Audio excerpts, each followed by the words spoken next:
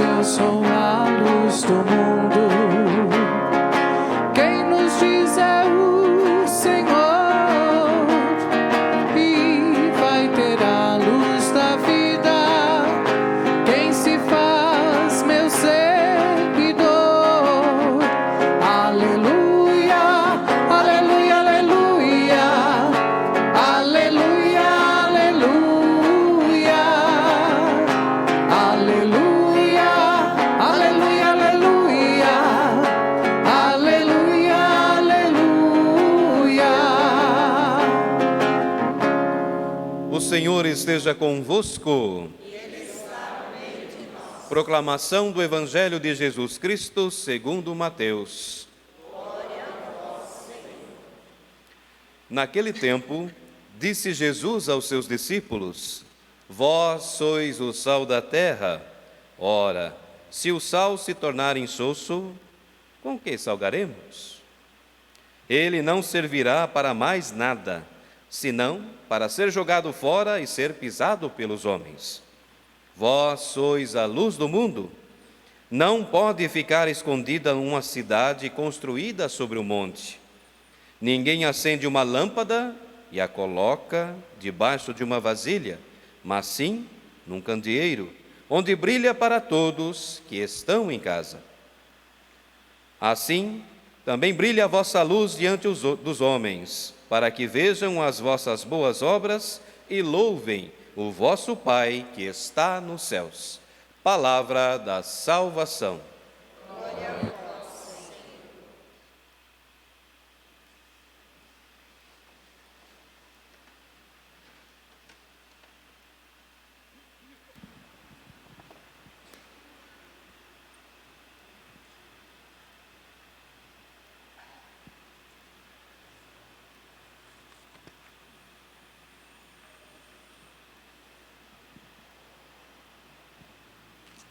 Quero, meus irmãos e irmãs, devotos de Santa Rita, hoje aqui nós acorremos à Virgem Senhora Desatadora dos Nós, recordar as sábias palavras do apóstolo Paulo, da primeira carta aos Coríntios, no capítulo 1, versículos do 26 ao 31, que nós ouvimos na semana passada.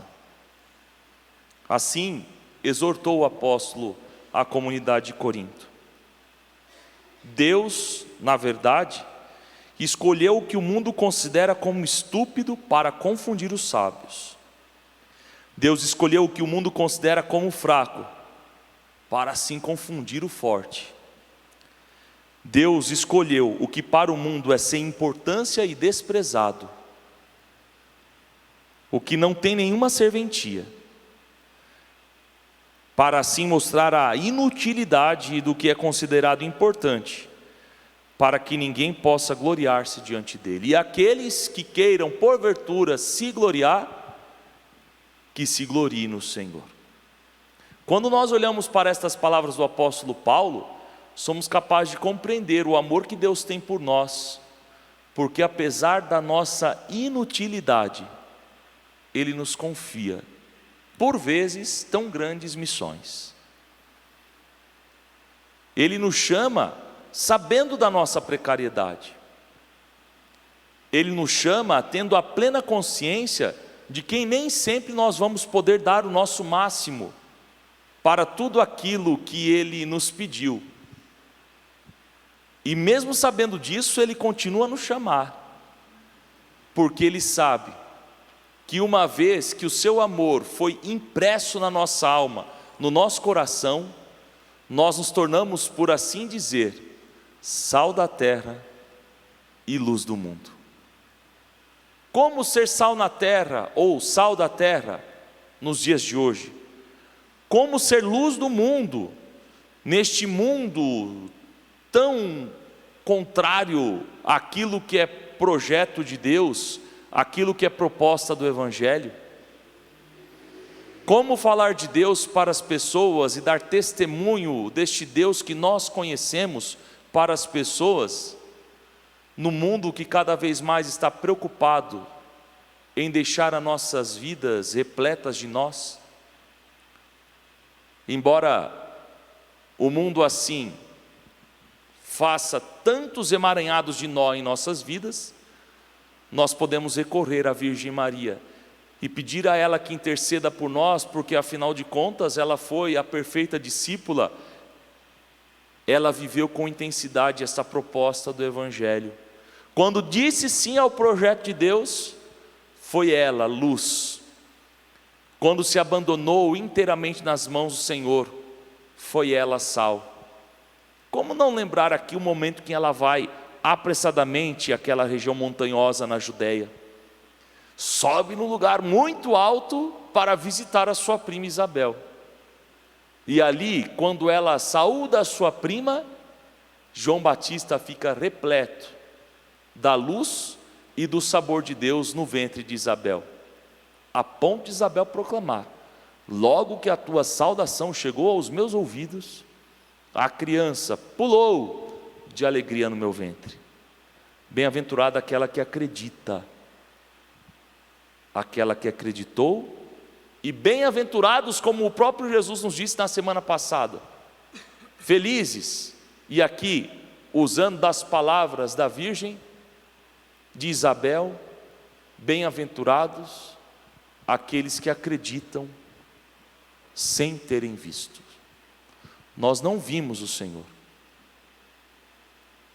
nós não nos encontramos com Ele pessoalmente, no sentido de fisicamente podermos vê-lo e até mesmo compreender o que Ele está nos pedindo, mas nós sabemos que Ele nos chamou porque sentimos um incômodo aqui interiormente, e este incômodo não nos escraviza, ao contrário, este incômodo nos faz livres para respondermos com generosidade o chamado que Ele faz para todos nós. A beleza de sermos cristãos, e mais ainda, de procurarmos ser sal da terra e luz do mundo, é quando nós ficamos extremamente confusos quando o Senhor nos pede algo. E Ele nos pede algo sempre exigente. Deus nunca vai nos pedir algo fácil. Se você quer facilidade, se nós queremos facilidade, falava isso ontem na missa das 18h30, deixemos de ser cristãos e passemos a viver segundo os projetos deste mundo, se nós queremos uma vida fácil. Com certeza nós vamos ter sim facilidades, mas diferente daquilo que vivemos hoje, estas facilidades que vamos ter sempre vai nos dar uma conotação de que falta-nos algo, de que queremos algo. Por quê? Porque só poderemos encontrar felicidade e alegria em Jesus Cristo, naquele que continua a nos dizer. Ele não fez um pedido para nós no Evangelho de hoje, Ele afirmou. É a continuação do capítulo 5 de Mateus. Quando Ele conclui o discurso das bem-aventuranças, Ele vai afirmar, não é um pedido. Vocês querem ser sal da terra? Vocês querem ser luz do mundo? Não. Vós sois o sal da terra. Vós sois a luz do mundo. E Ele falou para a gente repleta de pecado. Os apóstolos, a multidão. Ele fala para nós no dia de hoje. Isso não é uma maneira para que nós nos conformemos com as nossas faltas. Ah, sou pecador mesmo, está tudo bem. Não. Ele fala para nós para que sejamos decididos, mudar de vida, seguir os passos dele e anunciá-lo como aquele que de fato sofreu a paixão e na cruz morreu, mas ressuscitou para nos salvar. O mesmo apóstolo que diz: Deus escolheu o que o mundo considera como estúpido para confundir os sábios, é aquele que proclama para nós no dia de hoje: irmãos, quando fui à vossa cidade anunciar-vos o mistério de Deus, não recorri a uma linguagem elevada, ou ao prestígio da sabedoria humana, pois entre vós não julgueis saber coisa alguma, a não ser Jesus Cristo, e este crucificado. O apóstolo Paulo faz o anúncio do Cristo crucificado. É algo que nos surpreende. Por que não dizer, mais do que nos surpreender, aos devotos que aqui estão e a tantos outros que rezam conosco, de seus santuários domésticos, é algo que nos assusta.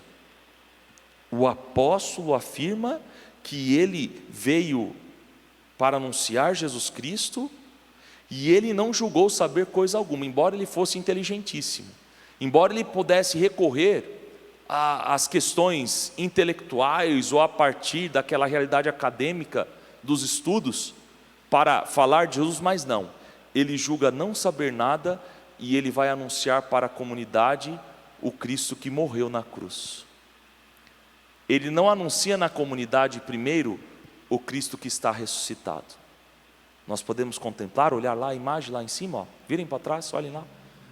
Não é este Cristo que ele vai anunciar para nós, porque é este Cristo que nós queremos, o Cristo glorioso, o Todo-Poderoso. Nós vemos hoje, principalmente na igreja, os filhos da igreja, numa preocupação demasiada a partir do contexto da chamada arte sacra moderna, em querer apresentar somente o Cristo glorioso, porque é muito fácil, a gente quer chegar lá, mas a gente não quer passar por aqui, a gente não quer passar pelo sofrimento. Nós nos esquecemos, como o profeta Isaías nos anunciou, que existe faminto, que existe pobre, que existe peregrino, que existe gente sofrendo por causa de uma separação, que existe gente sofrendo porque perdeu o pai e a mãe, que existe gente machucada por conta da ingratidão dos filhos, que existe pai e mãe que sofre diante da dor que o filho passa, dos traumas que os filhos trazem. O profeta Isaías, ele sinaliza tudo isso para nós, que existe muita gente sofrendo, mas que Deus quer contar com a nossa colaboração, quando o mesmo profeta afirma: reparte o pão com o faminto, acolhe em casa os pobres. Não é o pobre material tão somente não, aquele que está chorando, aquele que está desesperado, aquele que perdeu a vontade de viver, aquele que disse sim para uma missão, mas está desesperado, aquele que se desestabilizou diante de alguma situação desta vida e não encontra sentido algum para continuar caminhando, aqueles que, a exemplo de Nossa Senhora, receberam um chamado de Deus e, diferente de Nossa Senhora, continuam inquietos, desesperados, preocupados. O profeta Isaías vai dizer: se tu fizeres tudo isto, conforme Deus lhe pede, que é fazer o bem às pessoas, eis que a tua vida obscura será como o meio-dia, nascerá nas trevas uma luz. Ser sal da terra e luz do mundo, sabor de Deus na vida do outro, iluminar com a luz de Deus a vida do outro.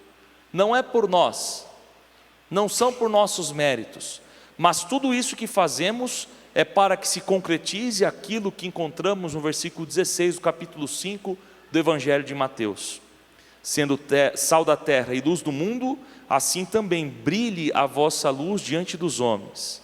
Esta luz que na realidade não é nossa, mas é de Deus, porém Ele pede para nós, Ele conta conosco, e assim esta luz brilhando, irradiando, todos possam ver, perceber as obras boas que nós realizamos, insisto, não por nossas capacidades, mas as obras boas que realizamos para que assim o Senhor seja glorificado, o nome de Deus seja aclamado e Ele possa atingir a todas as pessoas. Não podemos, irmãs e irmãos, devotos de Santa Rita, não podemos jamais desanimar na primeira dificuldade que aparece ao longo da nossa caminhada.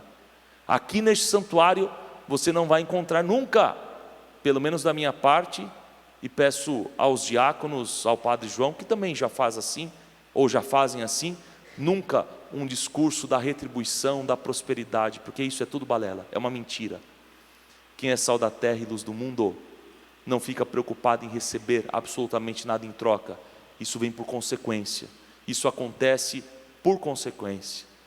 O que nós devemos fazer para ser sal da terra e luz do mundo, uma vez que estamos neste contexto, celebrando a memória da Virgem Maria, a Senhora desatadora dos nós, precisamos ser como ela, obedientes à palavra do Salvador.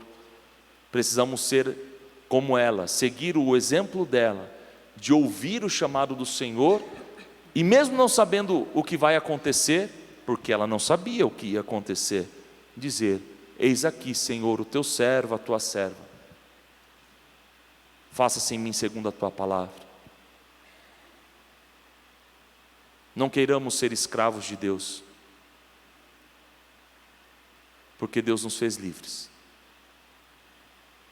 A liberdade que não nos dá o direito de fazer o que queremos, mas a liberdade que nos faz compreender que quando Ele nos pede uma coisa, nós saímos de onde estamos e vamos correndo servir, e vamos correndo cuidar, como Nossa Senhora o fez. Por isso cantamos, e aqui concluo esta homilia, o salmo de hoje, a antífona do salmo de número 111, sem dúvida alguma, muito bonito cantamos. Uma luz brilha nas trevas para o justo, permanece para sempre o bem que fez. O que vai permanecer é o bem que fazemos, e este bem que fazemos, insisto, não por nós, mas por aquele que nos chamou, como chamou Nossa Senhora, nos enviou, como enviou Nossa Senhora, a ponto de nós darmos a nossa vida sem reserva, confiando nele e sabendo que Ele está cuidando de tudo.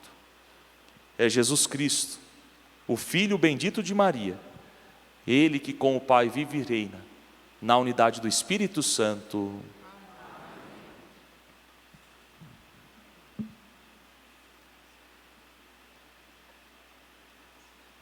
Creio em Deus Pai,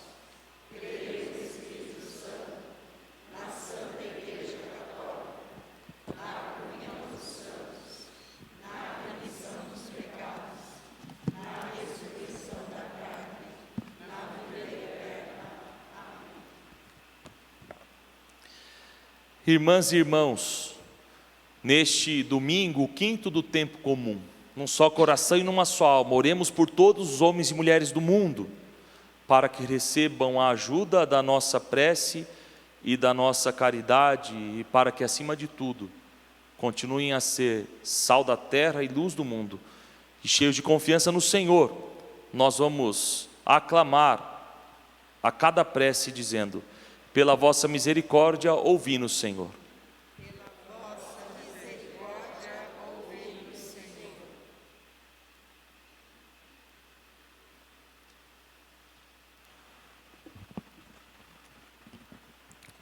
Pela Igreja Santa e Católica, pelas igrejas ortodoxas orientais e por todos os seus ministros e fiéis, oremos.